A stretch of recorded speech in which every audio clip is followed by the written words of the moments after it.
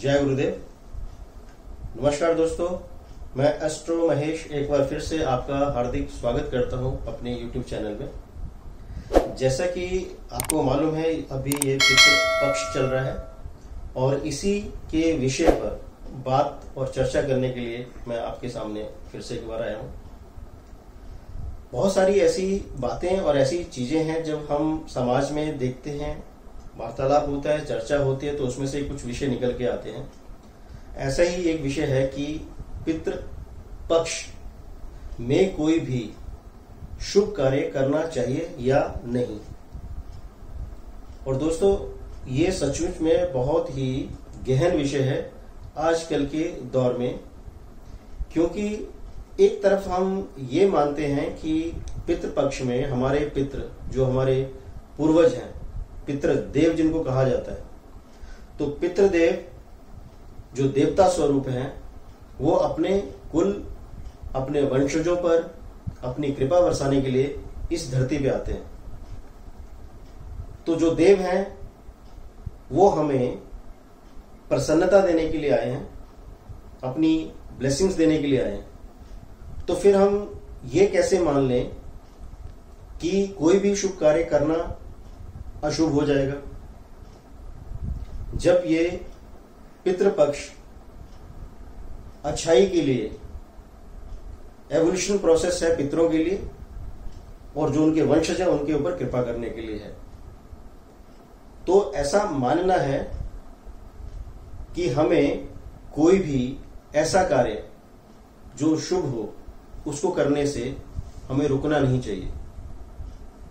जिस प्रकार समय के अनुसार बदलाव हर चीज में आता है, जो समय आज से 100 साल पहले था अब वो नहीं रहा। सूर्य उदय होते हैं सुबह, शाम को धीरे धीरे अस्त होते हैं, वो समय काल चक्र चलता रहता है।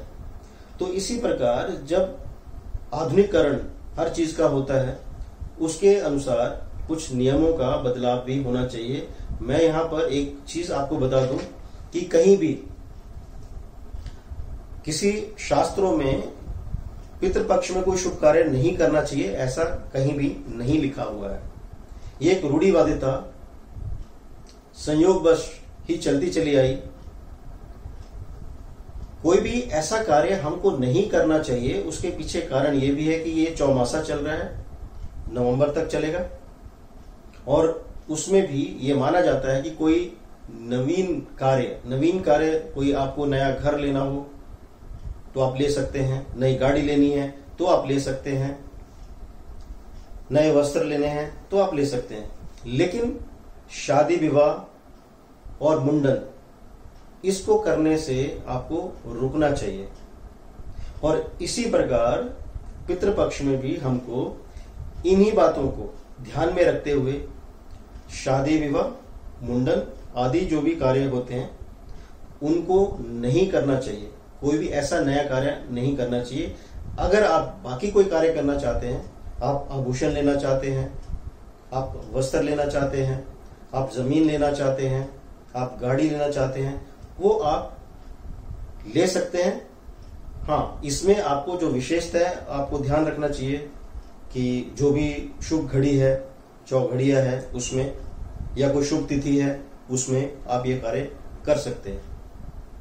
अभी 4 अक्टूबर को ही त्रयोदशी तिथि है, प्रदोष काल है, इतना शुभ संयोग बन रहा है, तो इसमें आप वस्त्र आभूषण आदि खरीद सकते हैं। और पितरों की कृपा, उनका आशीर्वाद सदैव हम पर बना रहेगा, ऐसी कामना हमको सदैव करनी चाहिए। इतनी छोटी सी बात का एक ध्यान हमको जरूर करना चाहिए कि पितृपक्ष में ज्येष्ठ पुत्र जिन्होंने अग्नि दी होती है या जिन्होंने श्राद्ध अर्पण या तर्पण करना है, उनको कुछ नियमों का पालन करना आवश्यक है। लेकिन इतना जरूर है कि आप श्राद्ध और पितृपक्ष में पितरों के प्रति अपनी आस्था, अपनी सेवा, अपना अर्पण तर्पण, पूजा पाठ, नियम, उनका पूरी तरह पालन करें। लेकिन अपने जीवन को भी आप बहुत नॉर्मल तरीके से जिए। ईश्वर के साथ संबंध, हमें स्वतंत्र करने चाहिए। अपने परिवार, अपने पूर्वजों के प्रति जो हमारे संबंध, हमारा जो विश्वास है, वो हमें और ज्यादा गहरा और हमें स्वच्छंद करने वाला होना चाहिए, ना कि बंधन में, डर में, भय में जीवन जीने के लिए हमें प्रेरित करने वाला होना चाहिए। तो ये कुछ विचार थे जो मैं चाहता था कि ये मेरे अपने ही विचार ने ऐसे समाज में, और बहुत सारे ऐसे लोगों की इच्छा होती है कि ईश्वर के प्रति उसकी आराधना, साधना, जब तब ध्यान सब बहुत जरूरी है, लेकिन हम मृत्यु लोक में रहने वाले मनुष्य हैं और हमें अपने नित्य कर्म उनको निभाना, समाज के प्रति, परिवार के प्रति जो कार्य हमको करने चाहिए, जो कर्तव्य हमको निभाना चाहिए, उसको भी निभाना अति आवश्यक है। तो बहुत बहुत धन्यवाद। मैं आशा करता हूं कि ये वीडियो आपको पसंद आया हो, तो अवश्य इसको आप शेयर करें अपने मित्रों से, अपने परिवार के सदस्यों से, और यदि अभी तक आपने मेरे चैनल को सब्सक्राइब नहीं किया है तो कृपया इसे अवश्य करें। बहुत बहुत धन्यवाद, और बहुत जल्दी आपसे फिर से मुलाकात होती है, क्योंकि 2-3 ऐसे विषय हैं जिनके बारे में आज बात हुई थी। एक विषय के बारे में आज मैंने आपको वीडियो बना दिया। अब दूसरा विषय था कि जो विशेषता आप सब लोगों के अंदर ये रहता होगा, बहुत सारे लोग रत्न धारण करते हैं, रुद्राक्ष धारण करते हैं, स्फटिक धारण करते हैं।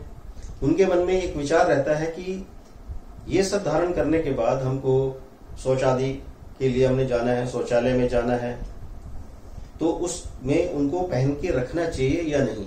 तो इस विषय पे एक बात होगी, उसके लिए दूसरा वीडियो जल्द ही आपके सामने प्रस्तुत करूंगा। बहुत बहुत धन्यवाद। भारत माता की जय। जय हिंद।